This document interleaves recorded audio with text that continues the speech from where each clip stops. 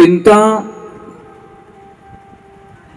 अब जो नहीं जानते, अभी से मेरा चैनल है उसके ऊपर ओके करो, सब्सक्राइब करो और मेरे से जुड़े रहो।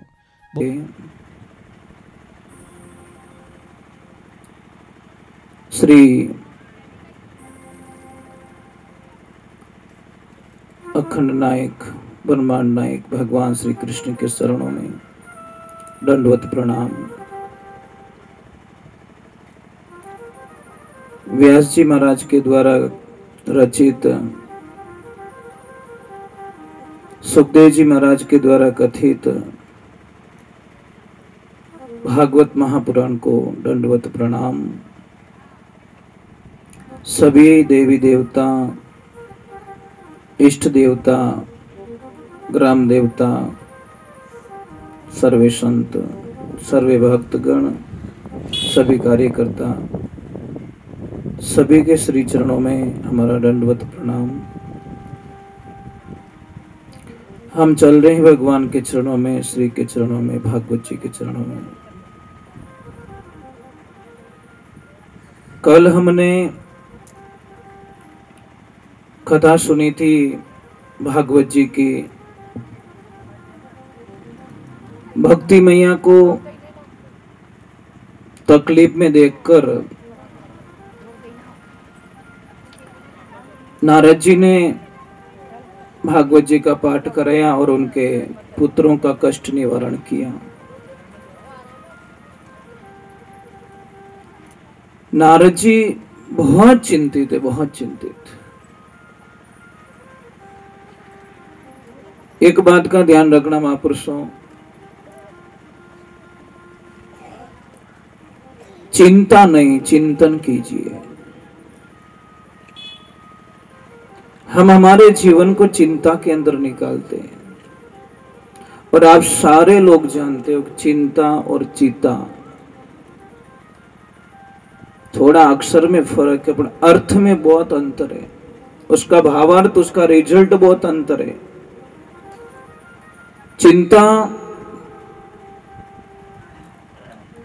चिता आदमी को मरने के बाद में जला देती है और चिंता आदमी को तिल तिल करके जलाती है।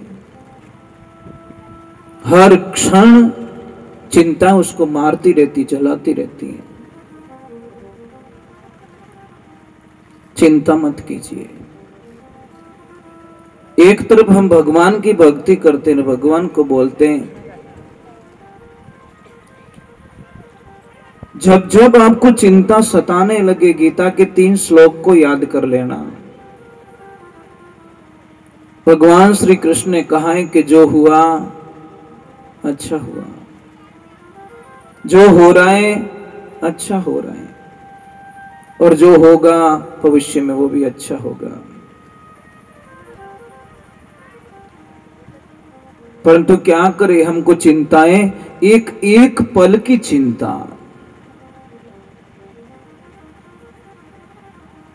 चिंता का दृश्य देखना है कभी? आप जाइए जिस तालाब में पानी नहीं आया, तालाब सूख गया है, वहां थोड़ा घूम के आइए आप।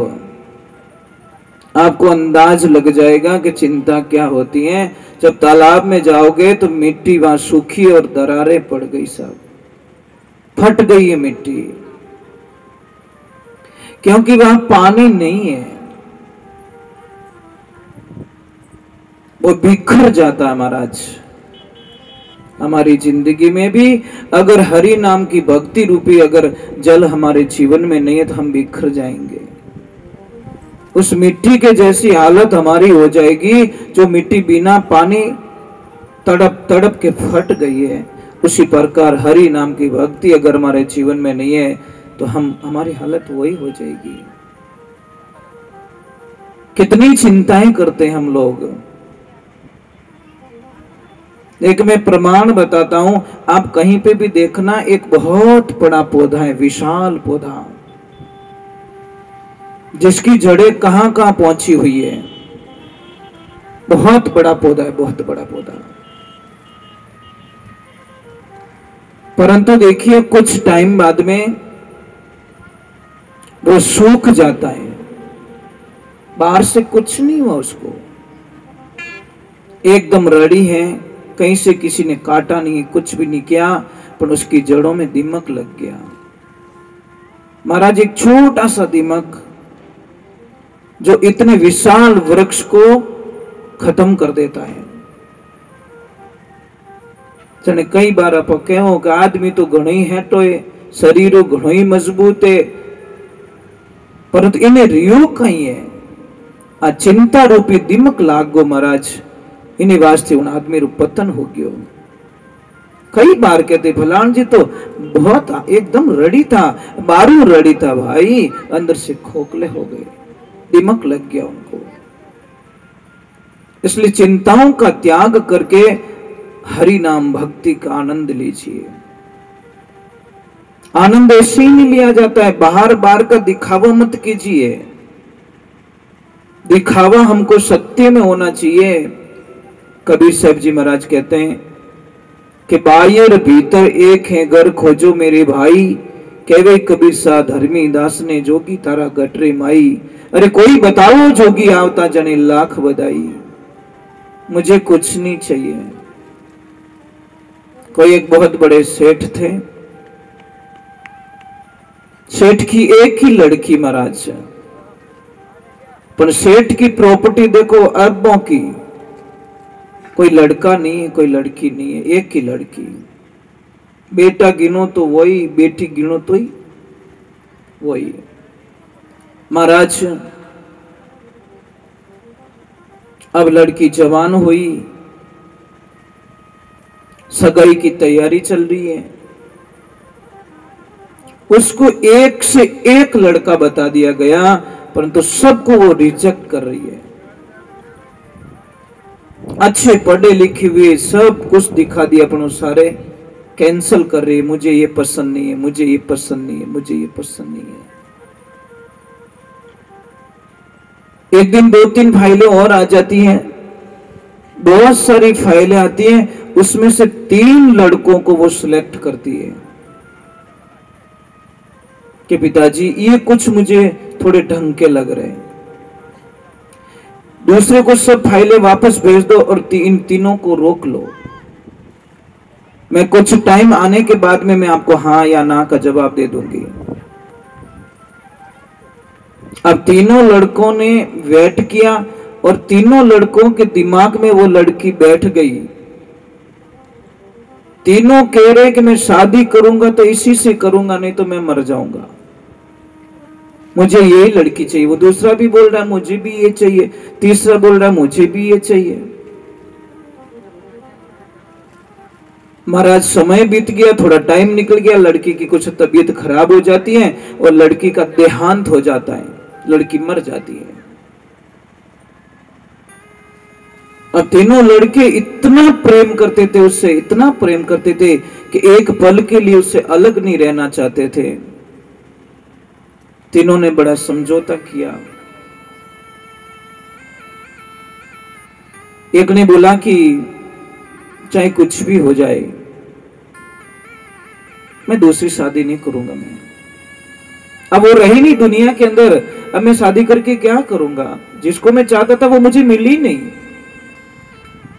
अंत में उस लड़के ने एक डिसीजन लिया कि जिनकी ये लड़की थी उनको एक ही लड़की थी,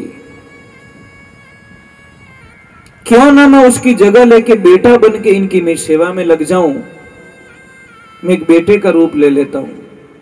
भाई जमाई भी बेटा रे बराबर ही हो गए। तो उस लड़के ने सेठ जी को बोला कि आप मेरे पिताजी के समान हो, मेरे पापा हो, मैं आपको इस कंडीशन में मैं अकेला नहीं छोड़ सकता, आपको मैं जिंदगी भर के लिए मैं आपकी सेवा करूंगा, कहीं नहीं जाऊंगा आपको छोड़ के। थोड़ी तसल्ली मिली, कोई तो मुझे मिला जो मेरे बेटे की जगह मतलब सेवा करने के लिए तैयार हो रहा है। दूसरे ने विचार किया, जहां चिता जल रही थी वहीं बैठ गया,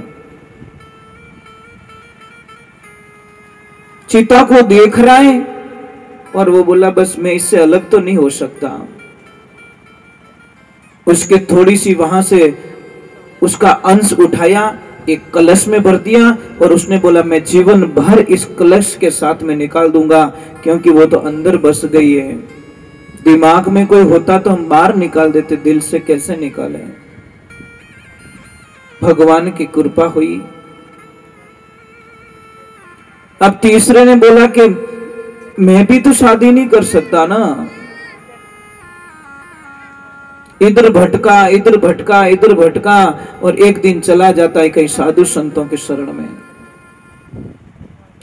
और जाके महाराज जी के आश्रम में इतने दिल से वो सेवा कर रहा है, इतना दिल से सेवा कर रहा है कि उसकी सेवा देखकर, उसका कर्तव्य देखकर, उसकी मानसिक स्थिति देखकर जो महाराज जी के पास में एक साधना थी वो उसको दे दी कि मैं एक ऐसी साधना जानता हूं बेटा, पर मुझे विश्वास हो गया। संत होते हैं ना, बड़े पारखी होते हैं, शब्दों से परखते हैं, उसकी आदतों से परखते हैं, उसके विचारों से परख से, उसकी दृष्टि से परखते हैं कि बेटा तू सब में शुद्धिकरण में पाया गया है, तेरे नेचर में कोई गंदगी नहीं है। तो जो दुनिया जिसके लिए मरती है ना वो तेरे दिमाग में है ही नहीं, तू एकदम साफ सुथरा है। बेटा मैं तुझे एक ऐसी साधना दे सकता हूं, उस साधना को अगर तू सिद्ध कर ले तो किसी भी मरे हुए व्यक्ति को तू जिंदा कर सकता है।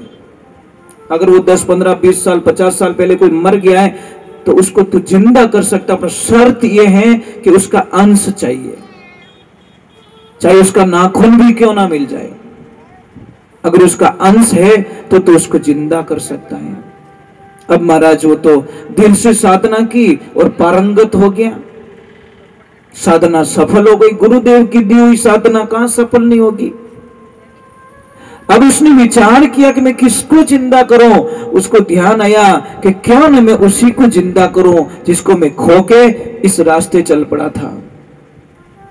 वहां से वो वापस निकलता है और ढूंढता है, उसको पता था कि वो कलश वाला कहीं न कहीं तो मिलेगा मुझे। कलश वाला मिल गया, दोनों में वार्तालाप हुई और उसने बोला अगर तू जिंदा कर रहा है तो मैं तो धन्य हो जाऊंगा। उसने साधना की और लड़की को वापस प्रकट कर दिया, जिंदा कर दी। महाराज सेम कोई फर्क नहीं, सेम वही। अब महाराज चर्चा हुई, अब वो तीनों तो उसके बिना तो रह नहीं सकते। अब शादी किससे करें, मैं आपको प्रश्न करना चाहता हूं। अब मुझे बताओ, शादी तो उसको करनी है पर वो किससे करेगी? एक ही से तो करेगी ना। बताओ वो किससे करेगी? मैं आपको प्रश्न करना चाहता हूं, कौन होगा वो भाग्यशाली लड़का जो उससे शादी करेगा? बताओ बताओ, नहीं पता चला?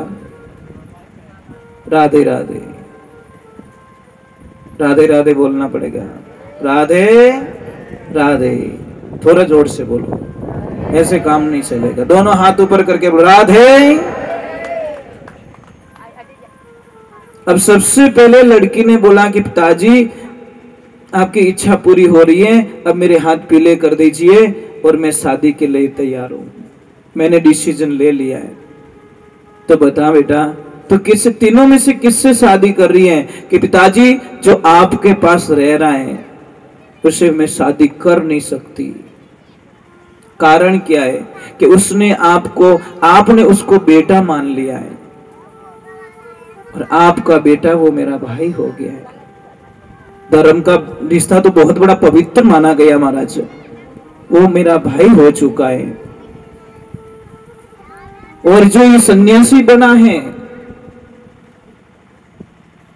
ये मेरे को छोड़कर कहीं और गया और साधना सीख के आया। इनको भी मैं दंडवत प्रणाम करती हूँ, क्योंकि इन्होंने मुझे वापस जिंदा किया है। तो ये मेरे दाता, जीवन के प्राण दाता बन गए, मतलब मेरे प्रभु के समान हो गए।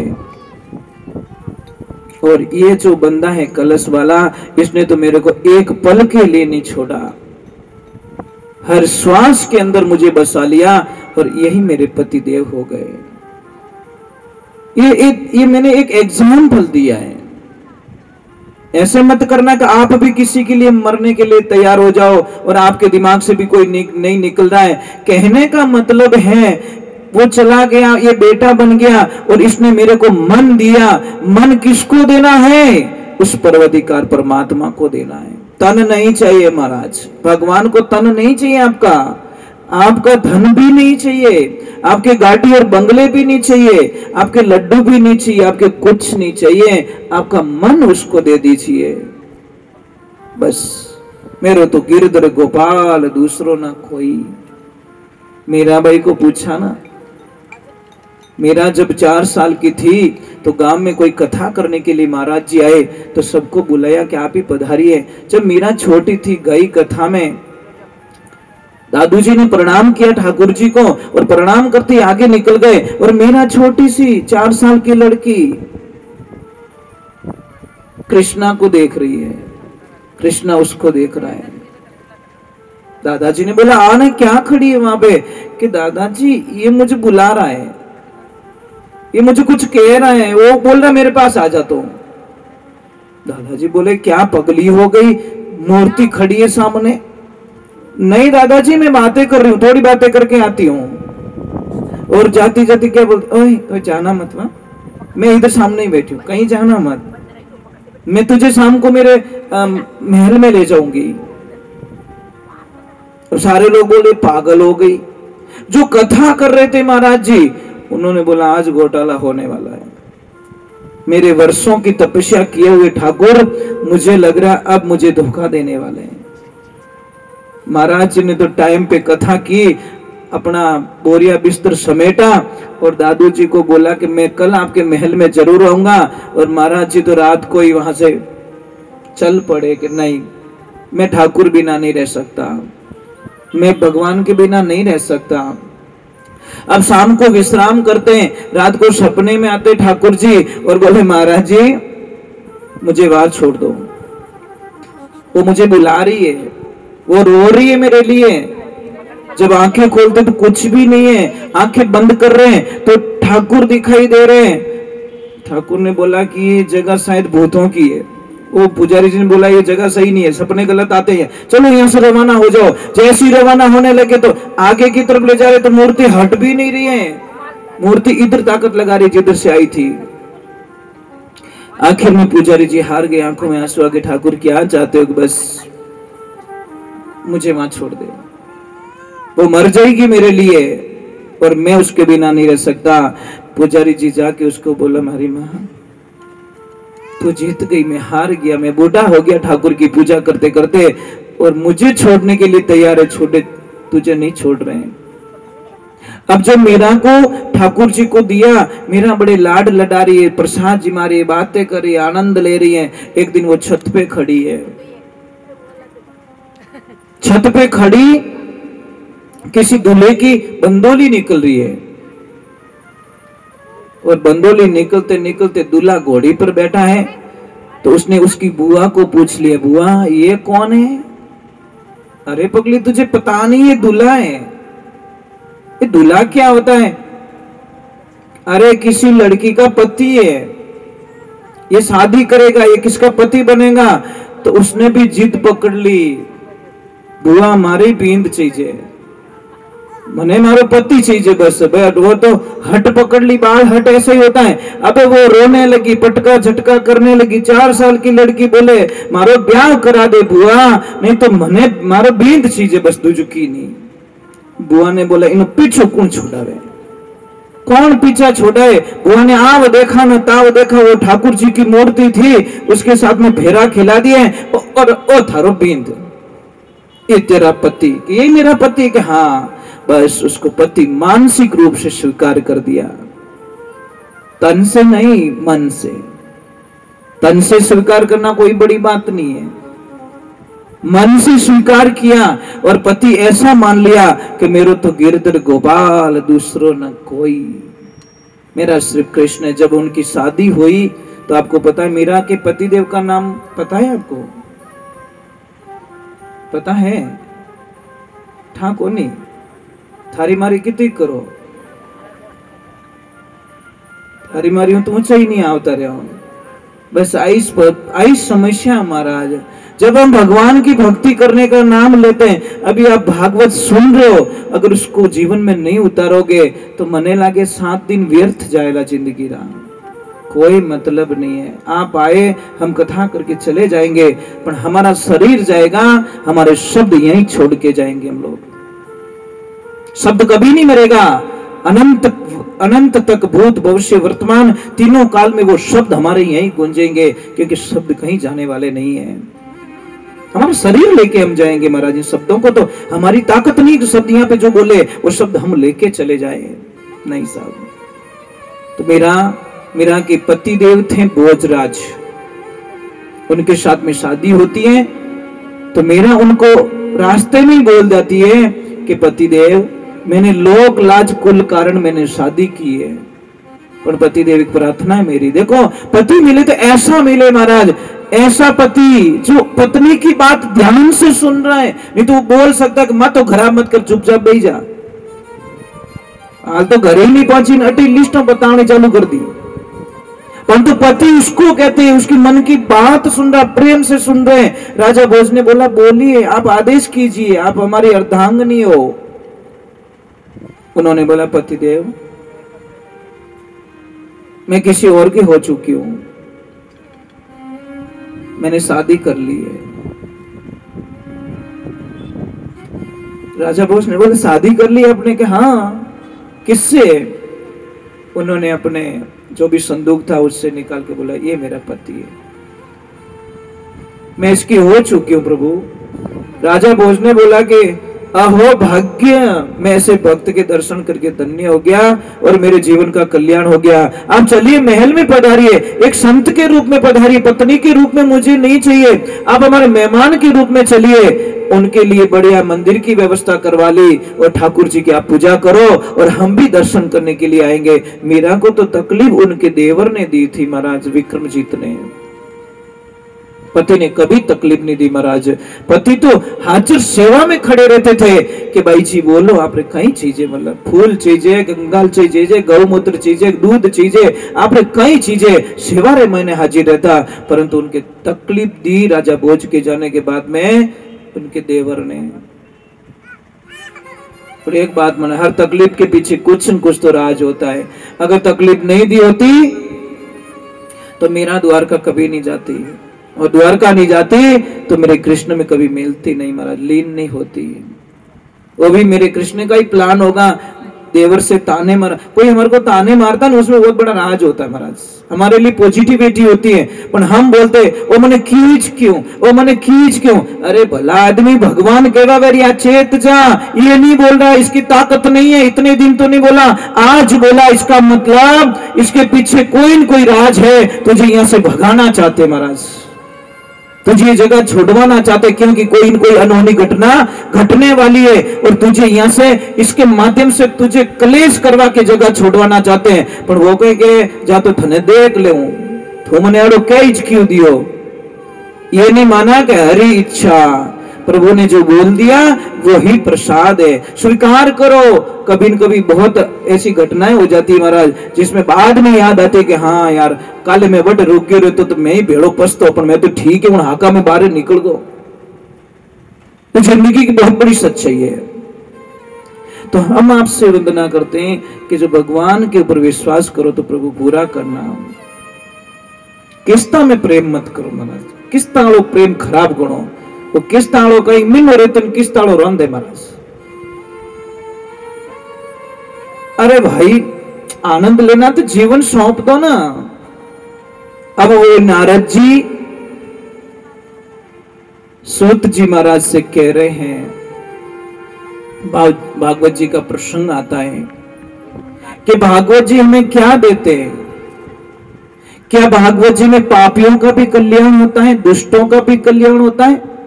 जो अति पाप कर चुके, दुष्कर्म कर चुके हैं, खराब रास्ते जा चुके, उन्होंने जीवन में उल्टा ही उल्टा काम किया, क्या उनको भी मोक्ष मिलता है?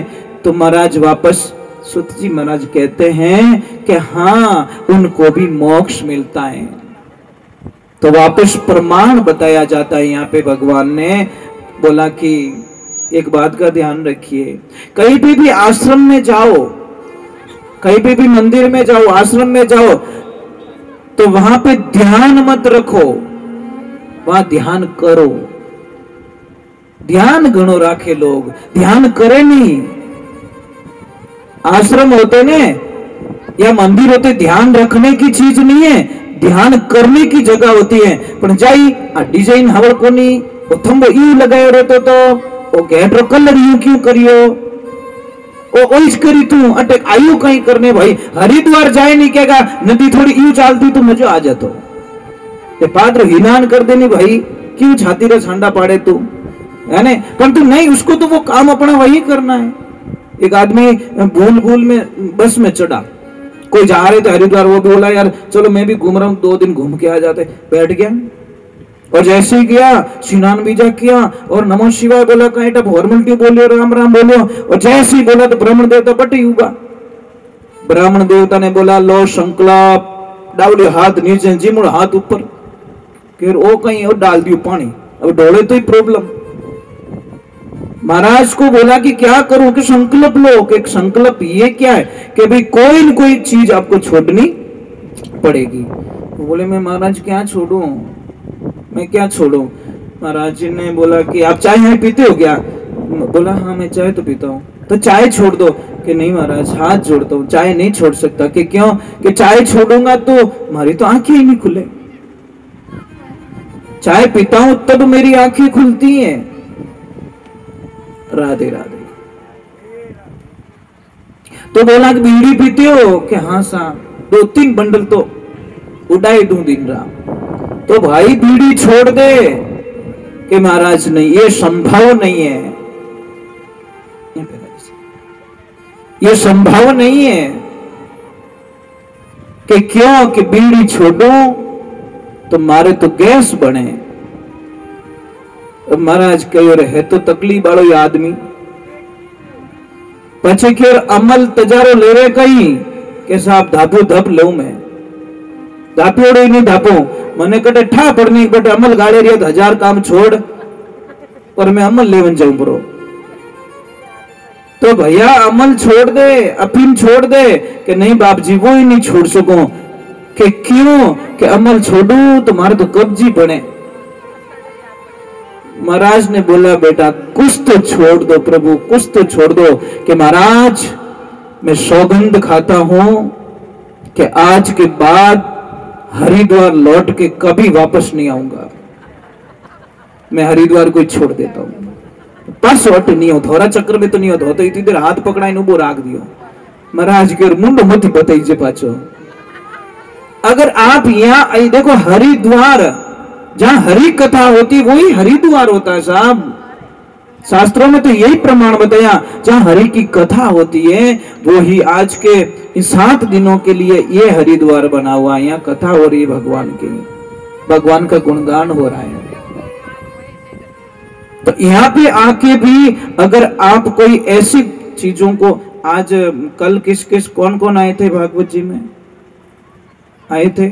आज किनो हका करिया नहीं हो, हाँ टरिया रेविज को बस ठीक है। हाका नहीं करना, नींद नहीं करनी, 7 दिन तो बच जाओ, 8वें दिन का खुद ही डिसीजन ले लो कि अब मेरी जिंदगी में ये कभी वापस नहीं आएगा। कौन जाने भाई, एकदम तो होने वाला नहीं है। चलो एक बार बोलते हैं राधे राधे बोलना पड़ेगा। राधे राधे राधे।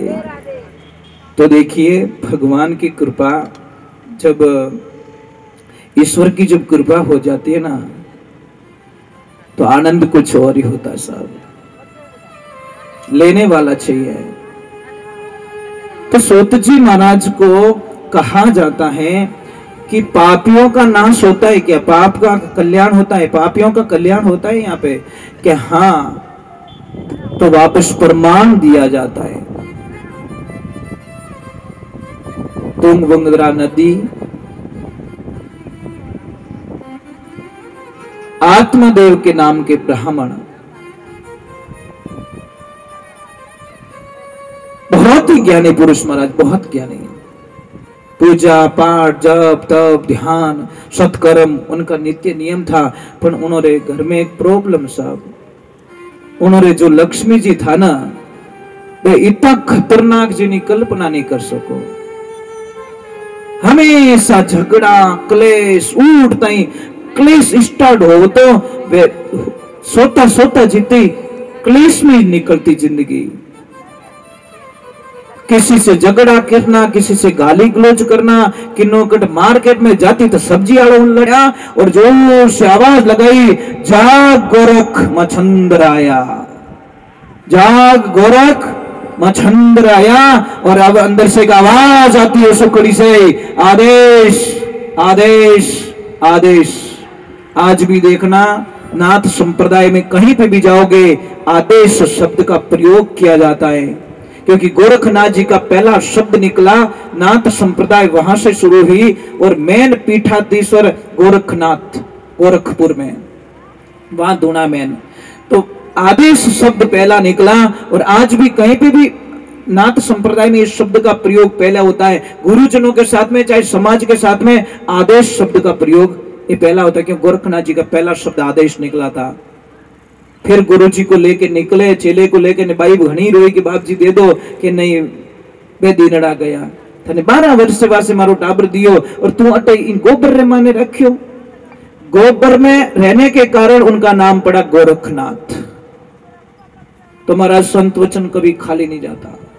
अभी वो फल ले जाके धुंधली को देते हैं, और धुंधली तो नुगरी थी महाराज। संत की परिभाषा क्या होती है, समाज की परिभाषा क्या होती है, उसको तो कोई लेन देना बिल्कुल नहीं था। जब आत्मदेव ने बोला कि ये फल ले लीजिए और आपको 12 महीने बाद में 9 महीने बाद में बच्चा हो जाएगा, मैंने अटी देखो बड़े काम बगाड़ियो कौन लुगई छे। देवियों नाराज मत होना, पर कथा में ऐसा ही मैं क्या करूं, कथा में है तो मैं क्या करूं, जो है ओरिजिनलिटी बतानी पड़ेगी मुझे। वहां पे भी चर्चा कर दी उसने अपनी बहन को कि देख थारा बहन ऐसा एक फल लाया है और इनो टाबर हो जाई, बाकी गैली होगी, यहाँ फल खाऊं तो टाबर हो तो मैं मन बढ़िया खा जाऊं। ऐसा बच्चा होने वाला नहीं है कि तू कुछ मत कर, जीजाजी तो गए हैं तपस्या करने के लिए, कम से कम महीना 2 महीना या 10 महीना 12 महीने में आएंगे। तू एक काम कर, मैं गर्भवती हूं ना, कि हाँ, तो बच्चे इतना क्यों दुख देके, मैं गर्भवती हूं, तू झूठ बोल जाना, जैसे मेरे को बच्चा होगा मैं वो बच्चा तुझे दे दूंगी। थारे देख माई नहीं बनना पड़े, थने उन्हें जन्म भी नहीं देना पड़े, तने दूध ही नहीं पाना पड़े, मैं सेवा के चक्कर में तेरे पास में रहूंगी। कि मेरी बहन को डिलीवरी हुई है, ए बेटा थोड़ी देर पानी मत पिलाओ प्लीज, थोड़ी देर रुक जाओ बेटा, थोड़ी देर रुक जाओ, मैं बोल दूंगा आपको। तो जैसी डिलीवरी तो मेरे को होगी, पर मैं सेवा के बहाने तेरे पास में रहूंगी, दूध में पिलाती रहूंगी, बच्चे को बड़ा मैं कर दूंगी, कोई दिक्कत नहीं। जीजाजी इतना थोड़ी ध्यान रखें दूध कौन पिला रहा है। जो 9 महीने हुए वो फल लेके किसको, अपनी जो गाय थी गाय माता को खिला दिया। और मैंने बोला संत वचन झूठ कभी नहीं जाता, विश्वास होना चाहिए महाराज। और जैसे ही भगवान की कृपा हुई, 9 महीने हुए, उसको बच्चा हुआ और आत्मदेव जी को पता चला कि आपके घर में खुशियां आई है। आत्मदेव जी वापस आए, पूरे गांव में न्योता दिया और सबको बोला कि मेरे पुत्र रत्न प्राप्त हुआ है, इसलिए इनका नामकरण करना है और थोड़ा खर्चा भी करेंगे। महाराज भगवान की लीला देखो, ईश्वर की लीला देखो। वहां पे भी धुंधली ने टांग फंसा दी, बोली नहीं नाम कोई रखने की जरूरत नहीं है, नाम अपोज राखो। मैं धुंधली और धुंधली का बेटा धुंधल, क्या नाम, बस धुंधलो नाम रख दियो, धुंधकरण नाम रख दिया।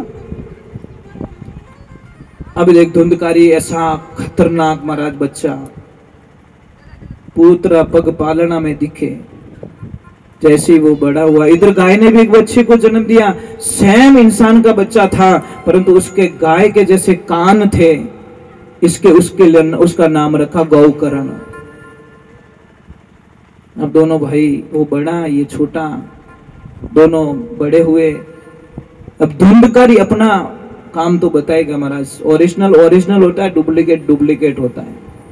अब धुंधकरण ने अपना काम स्टार्ट कर दिया, लड़ाइयां करना, झगड़ा करना, वो करना, परेशान करना, कहीं पे भी जाओ तो ये करना, कर्जा करना, पैसे खर्च करना, गलत रास्ते जाना। महाराज भगवान की कृपा हुई, ईश्वर की कृपा हुई। एक दिन ऐसा आता है तो पिताजी हम ही बोल गो, साहब एक बात का ध्यान रखना, एक पिता कभी मरता नहीं है, पिता उस दिन मर जाता है जिस दिन औलाद हम ही बोल जाए। पिता कभी मरता नहीं है महाराज, पिता में बड़ी ताकत बताइए, पर पिता उस दिन मरता है जिस दिन उन बेटो हम बोल जावे या बेटी हम ही बोल जावे, उन दिन वो मर जावे कि बस अब मेरा धरती पे कुछ बचा नहीं है। जिन औलाद रे वास्ते में तो कष्ट देखियो, इतनी तपस्या करी, इतनी मेहनत करी, में कटे कटे पैया कमाने वास्ते की उन्होंने मोटा करिया पढ़ाया, और आज अपन के धन ठानी पड़े चुपचाप बैठ जाओ, उन टाइम माने कितो दुख लगेला अपने। पिताजी को इतना आघात लग गया कि मेरे घर में ऐसी संतान, और धुंधली उसका ही पक्ष ले रही है कि नहीं मारो बेटो सही है। तो गौकर्ण उन्होंने सोचा कि मर जाना चाहिए, तो गौकर्ण जी महान विद्वान थे, संस्कारी बच्चे थे, उन्होंने समझाया कि पिताजी जैसा वो करेगा वो भरेगा, जैसा आप करोगे वैसा आप भरोगे, आप क्यों अपना समय व्यर्थित गमाते हो, जाओ और हरि की भक्ति करो। तो आत्मदेव अपनी भक्ति के लिए निकल जाते हैं महाराज, टाइम मत निकलेगा। इधर धुंधकरण बड़ा ही खतरनाक बच्चा। एक दिन वक्त ऐसा आता है कि खर्च करने के लिए पैसे नहीं, तो माँ को बोला माँ पैसे दे, तो माँ ने मना कर दिया, मेरे पास पैसे नहीं है बेटा। तो उसने अपनी माँ के साथ में मारपीट कर ली। माँ को इतनी सताई, माँ ने सोचा कि अब तो मरने के अलावा कुछ भी नहीं है। माँ ने आव देखा न ताव देखा, गई और कुएं में गिर के मर गई। महाराज इधर गौकर्ण जी ने बोला कि इन साथे मैं रहियो, तो अगर मारो भी विनाश कर दियो, तो वो भी तपस्या के लिए चले गए। भगवान की लीला देखना, हुनो डोंडो बिगाड़ी करे महाराज। अब वो धुंधकरण इतना बदमाश हो गया, आसपास के एरिया में टोटल उसके दुश्मन बन गए। एक दिन गया और वो 4-5 वेश्याओं को उठा लाया और अपने घर में ले गया, सारा धन खर्च हो गया। वेश्याओं ने बोला अब खाएंगे क्या?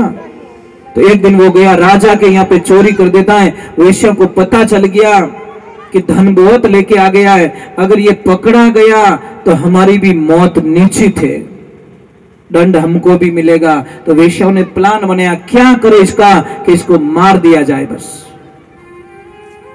चारों वेश्याओं ने जो अपना पलंग था उसके ऊपर बांधा, दोनों हाथ बांध दिए, दोनों पैर बांध दिए, और पैर बांधने के बाद में उसके ऐसे दबाया गया गला, पर मरा नहीं, तड़पता रहा। तो गरम गरम अंगारे लेके आई वेश्या, चूल्हे में से लकड़ी जल रही थी, गरम गरम अंगारे लाके उसके मुंह में उड़ेले गए, तब जाके वो अग्नि से मरा। पर अधोगति होने के कारण उसका मोक्ष नहीं हुआ। शरीर से तो वो चला गया, पर उसकी आत्मा वहीं भटक गई। इधर गौकर्ण जी महाराज को पता चलता है कि मेरे भाई धुंधकरण की हाल, वेश्या तो मान लेके भाग गई। अब गौकर्ण जी आते हैं, घर में रहते हैं, साधना कर रहे, तो घड़ी किधर से आवाज आ रही है, घड़ी की वहां से आवाज आ रही है, घड़ी कहां से आवाज आ रही है। तो गौकर्ण जी तो भगवान के भगत थे, डरने वाले तो थे नहीं। तो उन्होंने बोल दिया भाई जो भी है सामने आके बात कर, ऐसे कुछ होने वाला नहीं है। तो आवाज आती है कि भाई मैं तुम्हारा भाई धुंधकरण, मुझे वेश्याओं ने ऐसे मार डाला, मेरा मोक्ष नहीं हुआ है, इसलिए मेरा मोक्ष करने का कोई विधान कीजिए। फिर धुंधकरण जी ने भगवान सूर्य नारायण से पूछा कि मेरे भक्ष का मोक्ष करने के लिए मुझे क्या करना चाहिए। तो उन्होंने भागवत महापुराण का आसरा बताया कि ये पाठ करो, इससे आपके भाई का मोक्ष हो जाएगा। गौकर्ण जी ने घर में ही सत्संग रखी, घर में कथा रखी, और गौकर्ण जी कथा सुना रहे हैं, आनंद ले रहे हैं। और सामने बांस खड़ा कर दिया। पे भूत को देखो, बैठने के लिए जगह नहीं मिलती, वो पेड़ों पे वो कहीं खा नहीं सकता, कहीं अच्छे आसन पे बैठ नहीं सकता, भक्तों के दिलों में वो बैठ नहीं सकता, क्योंकि भक्तों के मन में तो भक्ति होती है। तो बांस खड़ा था वहां पे, और जैसे जैसे कथा चालू होती रही, जैसे कथा पूर्ण होती गई, वैसे बांस की जो आते नहीं गांठ, वो फटती गई फटती गई फटती गई। और 7वें दिन जब जैसी कथा पूर्ण हुई, जय बोली गई कथा की, तो 7वें दिन एक दिव्य पुरुष के रूप में धुंधकरण प्रकट होता है और दिव्य लोक पहुंच जाता है। बोले भागवत महापुराण की, बोले महादेव की, राधे कृष्णा की। तो एक बात हमेशा ध्यान रखें, ये कथा कोई मजाक नहीं है।